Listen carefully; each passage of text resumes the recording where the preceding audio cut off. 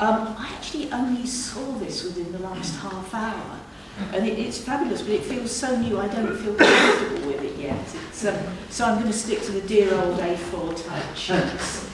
I'm absolutely delighted with it. I want to thank the people who've helped play a part in getting it into creation. I want to thank Colin, who's been lovely. I want to thank Sheila. I want to thank Tani Malmasawi, there she is, who designed the cover, which I think has got just the right tone. So thank you very much, dear. It's a lovely job done. Okie doke. My pet themes, I suppose, seem to be consumerism, God and family dysfunction. So I'm going to do my best to stick to those themes. First one's called proof of purchase. Please always keep receipts in case it must go back is worldly wise advice that keeps consumers' lives on track. The endless stream of paper spools through life's hourglass to witness our existence as each audit year files past. So, birth certificate in hand, to Mum and Dad I said, "This life just isn't working, I want a fresh one instead." My mother stamped and shouted, and then burst into tears. My father went and sat in his shed for several years. In church I said, "I paid you some dues at Sunday school." God said, "Benefits in next world, that's my firm and final rule. If I don't have incentives, how else can I fill pews? If there's refunds during product life, it's obvious what you'll choose." So I questioned, where's the case law? Show me who got their outlay back. But bones beneath stones stayed silent of accounts in red or black. I phoned Charles Darwin's ghost and moaned, "This life's a bad design." He said, "It adapts and functions, the system works just fine. Some lines survive, some perish, so even if you're dealt hard cards, evolution has no contractual obligation in this regard." So I did what one does with an embarrassing weird gift. Shut the cupboard door upon it, give the bugger short sharp shrift, though receipts piled up and up. Clothes, supermarkets much revisited, jewellery, petrol, mother care, to prove that I'd existed. I plunged for pearls through fathoms of fading paper spooling, found the cerulean base of any old drowning pool, where the paint upon the bottom matches sky above the top, and I kept on diving downwards, though it felt like rising up. My children tried to send me back through the Trades Descriptions Act, saying what was on the box was disappointing when unpacked. Not worth probate or probation, let's just trade her at the pawn shop. We thought we'd been sold a human, but this one's just a robot. If we'd had the right receipts, we'd have sought reimbursement, but there's never money back on a cremation or interment. We can laugh and love without proof of purchase or return. Still, there's one thing paper's good for. It's fire kindling. Let it burn. And the next one is, I suppose, on the theme that poets like to have something to moan about, and the English language is so rich and complex, but I managed to find something to moan about. And this is called Can I Have a Word? Can I have a word, please? Can I have a word that means your children when they're not children anymore?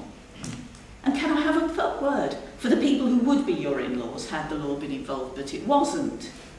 And especially, can I have a word for those demi-semi not quite sure what sort of relatives, from the remarriages, re-remarriages, not quite marriages, and it really would have been better if they'd skipped the marriages. Because most of them are okay, and some are even paddling in the same gene puddle as you, or your children, and one day somebody might need a kidney, or at least somewhere to spend Christmas. So can I have a word, please? On the subject of your children, has anyone here got a tattoo? No, I think the demographics a little on the other side. Sorry, dears, but this is one mum's attempt to come to terms with her son's tattoos. Don't think I haven't noticed. The dragons, The heart's dripping blood, and your football team's regalia creeping across your body week on week, like call centres across continents, but a damn sight more permanent. When I was young, and you can straighten out that raised eyebrow right now, sonny boy, only sailors and the sort of men nice girls avoided injected ink under their skins. And even though I know it's just a generation thing, thinking about it makes my stomach twist because once you were brand new and satin perfect, well, apart from the eczema, grazed knees, chipped teeth, chicken pox, but you know what I mean. And no untouchable, security scrutinised £1 million masterpiece was more of a work of art than you were to me. Warm and annoying and close. And now you keep some space apart, covering up with collars and cuffs to spare my feeling. Like the time when you were banned from the school trip and thought I'd fall for it when you claimed you just didn't want to go. Huh. Dragons and hearts keep sneaking out just so. And somewhere in me I do know that you are your own gallery, your own work of art. So even though I wince each time I catch a glimpse, I wouldn't have it any other way. But all the same, when you come and see me, do me a favour and keep your shirt on, please. Thank you. Quick revisit to consumerism. It's called Balance of Probabilities. I am persuaded that a link with Labrador puppies makes toilet paper intrinsically better. I am starting to believe that Werther's originals are somehow linked to my grandparents, even though I was already an adult when I saw the first ad of my relatives preferred cigarettes anyway. I definitely prefer sweet corn when it conjures up pictures of men in green tights. But I do not believe in an all-powerful deity and creator who is invisible to boot, because that is obviously absurd. It's called At Your Disposal. I should have thought about it in advance. I didn't. Who does? You see, it's not the act. The problem is disposing of the remains. To start with, I dumped it in the woods where it got up and blundered around, bumping into trees and me. When I hid it in the cellar, the underfloor heating got a bit out of control. So I cut it into 100 pieces, but every one of them seemed to be the mouth which had an incontinent desire to tell me things I didn't want to know, like, I love you, I want to be with you forever, it's my job to make you happy, if you aren't happy you will tell me, won't you?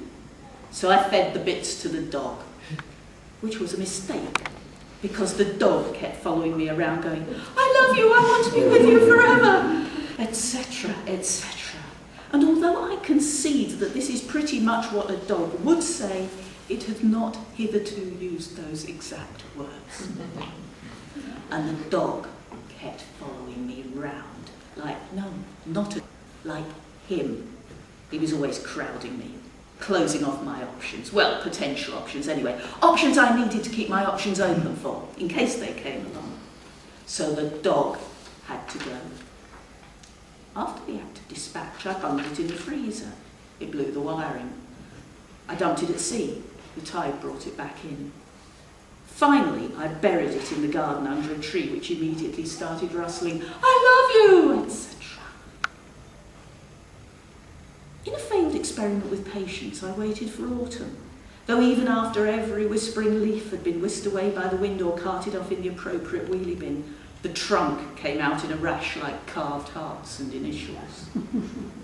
So the tree got chopped, and I did not wait to see what might emerge from the pieces. The season lent itself to a bonfire. As I dumped the ash into yet another municipal receptacle, I repictured with satisfaction the sterilising sparks arcing to earth and the crematorial smoke resigning upwards. Pulling back the curtains this morning, I find that the first snow is falling. In the thin daylight, the disappearing ground looks black. The flakes are greyer than they should be, and occasionally red. The drifts built a step, and now I wish I had someone to hug me. Thank you. This poem is just based on the fact that something we all think, which is that other people talk rubbish. It's called Not. World War I was not all over by Christmas. The world did not end on any one of the long list of keenly anticipated dates. My house is not being vacuumed by robots even as we speak, more's the pity, and the age of leisure turned out to be an invitation to attend the job centre. Rivers of blood did not flow through Ayr, Aylesbury or Ashton-under-Lyne. The millennium did not bug us, there were no weapons of mass destruction, and saying don't bank on it became so apposite that it became with free integral nervous twitch. I blame tea bags. You can't get a decent prediction when there's nothing in the bottom of the cup. This one, it's very short. In fact, the title is longer than the poem, nearly longer than the poem. 360-degree panoramic view is what it's called. Climbing the hill was easy. We just kept trekking up. From the top, there were 360 possible ways down.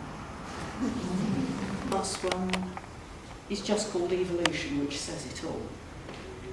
And I suppose it's a spoken word piece more than a poem. After the great paw and muzzle disease outbreak and the dog flu pandemic came the burning. When the pyres died down, I was the only dog left.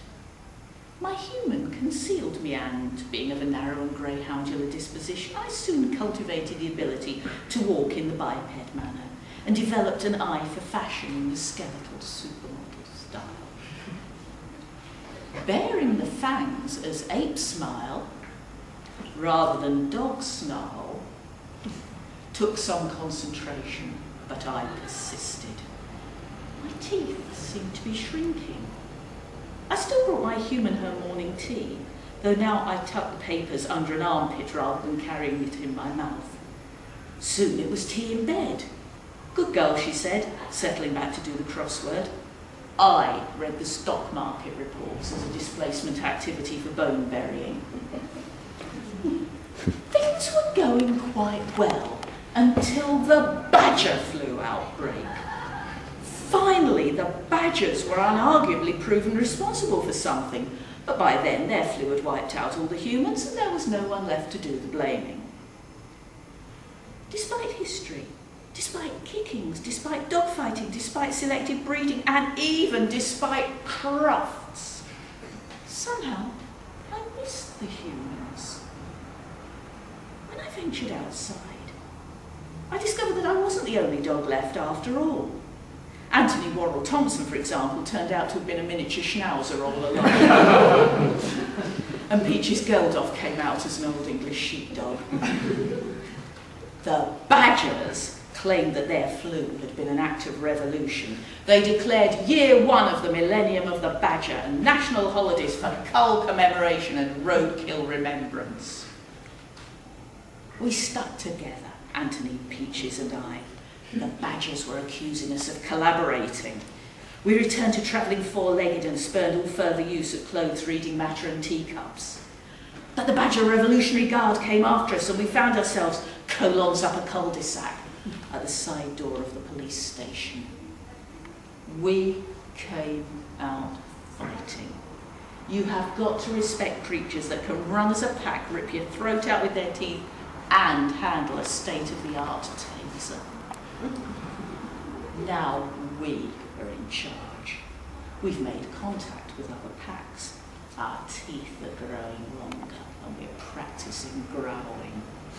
Soon we'll fight to establish who is top dog. And you had better be betting on me.